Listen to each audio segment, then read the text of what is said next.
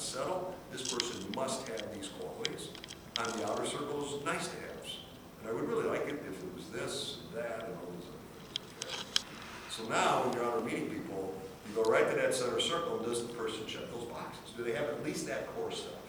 If the answer is yes, great, let's keep getting to know each other. Because then I can look at the other things and score that out too, right? So what are the must-haves? And then the other sheet of paper, same thing. But what are the knockout factors? What are those things I absolutely cannot, I just can't handle, right? So what are those things like, kind of like, excessive drinker or smoker or whatever it is, right? Unemployed, no prospects for a good job ever, those kinds of things. Right? And then on the outside, what are those things? Well, I really would prefer not to have those things, but I can live with that, right? Slurps is soup. Right? But that kind of helps you really zero in on the important things, because it's so easy to get distracted on things that aren't really that important. Okay?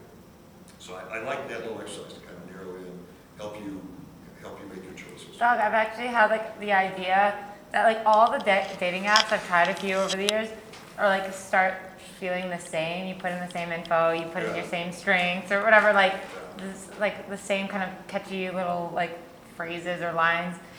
And good photo. I like thought it'd be funny to have one dating app be different in the sense that it would be like pick your poison or like something like that, where it's like you would put like your weaknesses and you would kind of like be like brutally honest in that sense, like this is what you get into. You see what happens. You do it under a pseudonym, maybe. Yeah, maybe. But just to see how it goes. Yeah. So, but anyway, so those are my thoughts on choice. Right? It gets tough because you got so many choices to choose from. When my dad got out of high school, he had two choices. He could be a plumber because his dad was a plumber. He could be a tool die maker because his uncle was a tool die maker. Two choices. That was it. Pretty easy choice. I went up to college. 72 different majors I could have picked. I picked 6 over the course of 4 years because I just couldn't decide. Right? It's just hard to decide. So it gets more complicated the more choices you have. So you got to go narrow down, come up with your center circles, must-haves, absolutely cannot have, and then kind of. All right. Those are my thoughts on paradox of choice. The good enough marriage. How many people get really excited when you heard me say that? That's what I want someday. I want a good enough marriage. Right? It seems like you're really settled. Like, no, I want a world-class marriage. I want a 99% top kind of marriage. And then, that's impossible, really, number one. Number two, good is good, right? And I think part of the idea, I wish I could find a different way to say it, but I think it's okay to say we've got a good marriage. That's enough. It's good. And I'm good with good, right? And some days it's great. Some days it sucks. But overall, it's pretty good. And I'm good with that, all right? So I think a few things here. One is you want to have really high expectations for how you will be treated, right? You want to make sure this person treats you really, really well. But you can't expect perfection because they're flawed and they're going to put that in those sequences. Not because I'm going to. I have to. The two things that have to be present for a marriage to work, there's a lot of things that have to be present. The two pillars are commitment and trust.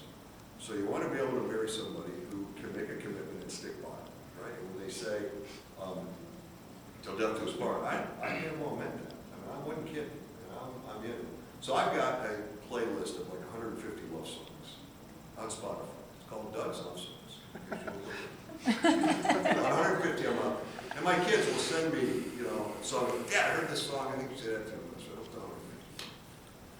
So one of them sent me a song a while back. It's a country song. I didn't recognize the artist, but the lyric goes, "I come with a strong back and a lifetime journey." That's good. That's the kind of person you want. I will work hard to make this marriage work. I'm committed to it. And I'm committed not just to stay in it, but I'm committed to actually make it a good one. To really work hard at it. So commitment and trust. Trust is not just you're not going to have an affair, but trust that I'm safe with you. My heart is safe with you. I can trust my heart with you. Now you're going to hurt me from time to time because you're flawed. You got defects. And you're going to be tired of hurting me. You're going to be okay, and you're going to say things that might hurt me or forget to say things I want to hear or whatever. But it's not intentional, and when you find out about that, you're gonna feel bad that you hurt me, and you're gonna wanna try to make it. Okay, so trust and commitment. You want to marry somebody who loves you. Radical thought. Aren't you glad you came here? I heard something today I've never heard before. I should marry somebody who loves me. What's love? How do you define Got love? to do. One of your songs. Yeah, on the list.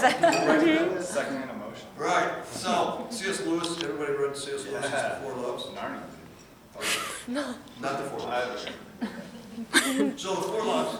He says there's four loves. He based his book on Aristotle. So this idea that there's four different kinds of love go back at least 2,500 years. Well, any idea that hangs around that long, probably pretty